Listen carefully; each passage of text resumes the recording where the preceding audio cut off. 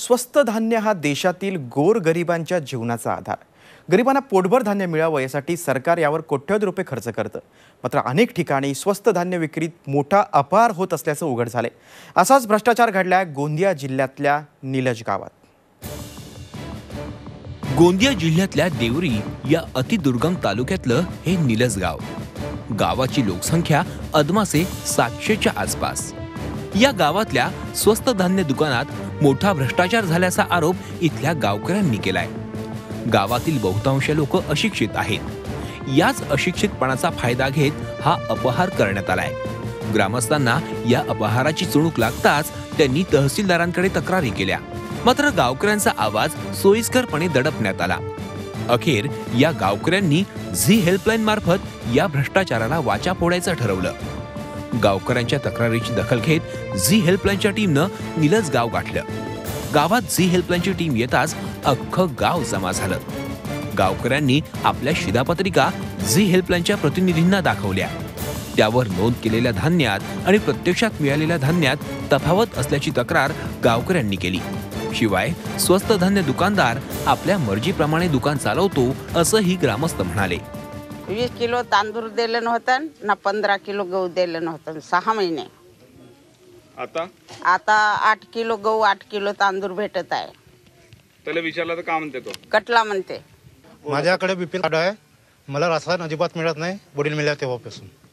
मग तुम्ही विचारलं तर काय सांगितलं? मला काल गेला ना चौकशी केला, आता कार्ड चालूच आहे, तुमचा माल तुझ्या वडील मिळाला तर का वरती राशन घेऊन गेलं का म्हणतात तहसीलदार साहेब। राशन दुकानदार राशन देत नाही।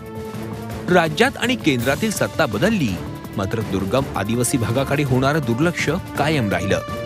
आजही या गावात कोणीही अधिकारी किंवा लोकप्रतिनिधी फिरकत नाहीत। याचाच फायदा भ्रष्टाचार करणाऱ्यांना होतोय। हे जवळपास 20 ते 22 वर्ष असं चालू आहे। लोक जातात, त्यांना कधी पण तो कंट्रोल कमी आलेला आहे आणि ज्यांचं 10 किलोचं आहे त्यांना 6 किलो देतो आहे। जेव्हा हे प्रोसिजर चालू झाली का बाबा आम्ही तहसीलदारपर्यंत जाऊ, तिकडे वरती जाऊ, तेव्हा ते त्यांचे म्हणजे राशन कार्ड आपोआप निघून राहिले त्यांच्याजवळून। आजपर्यंत निघत नव्हते। ज्यांना 10 किलो मिळतो, 10 किलो आहे कार्डवर, त्यांना 8 किलो मिळतो। ज्यांना 20 आहे त्यांना 16 मिळतो।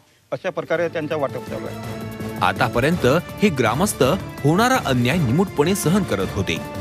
जेवढं मिळतं तेवढं धान्यही मिळणार नाही या भीतीनं गप्प बसले होते। मात्र भ्रष्टाचार वाढतच गेला। गावकऱ्यांच्या या तक्रारी ऐकल्यानंतर झी हेल्पलाईनच्या टीमनं स्वस्त धान्य दुकानदाराची बाजू जाणून घेण्याचा प्रयत्न केला। मात्र झी हेल्पलाईनची टीम गावात आल्याचं कळताच दुकानदार दुकान बंद करून पळून गेला। अखेर झी हेल्पलाईनच्या टीमनं देवरीचं तहसीलदार कार्यालय गाठलं। तहसीलदार विजय बोरुडे यांची भेट घेतली। निलज गावातील स्वस्त धान्य दुकानात झालेल्या भ्रष्टाचाराची माहिती त्यांना दिली। येत्या 2 ते 3 दिवसात चौकशी करून कारवाई करू असं आश्वासन त्यांनी झी हेल्पलाईनला दिलं। निवेदन प्राप्त झालेलं आहे। मार्च एंड असल्यामुळे आम्ही 1-2-3 दिवसात हे डिटेल चौकशी करून दुकानाची तपासणी करून योग्य निर्णय घेऊ। दोषी आढळल्यास ते परवाना निलंबित करण्याची कारवाई करता येते। त्यानंतर आपला जो EC ऍक्ट आहे त्या अंतर्गत गुन्हाही देखील दाखल करता येते। तहसीलदारांच्या आश्वासनामुळे स्वस्त धान्य दुकानदाराचे धाबे दणाणलेत। आता 2 ते 3 दिवसात या प्रकरणाची चौकशी होणार आहे। मात्र तहसीलदारांच्या आश्वासनावर झी हेल्पलाईन स्वस्त बसणार नाही। या भ्रष्टाचारातील दोषींवर कारवाई होईपर्यंत झी हेल्पलाईन याचा पाठपुरावा करतच राहील। माधव चंदनकर, झी मीडिया, गोंदिया। झी 24 तास रहा एक पाऊल पुढे।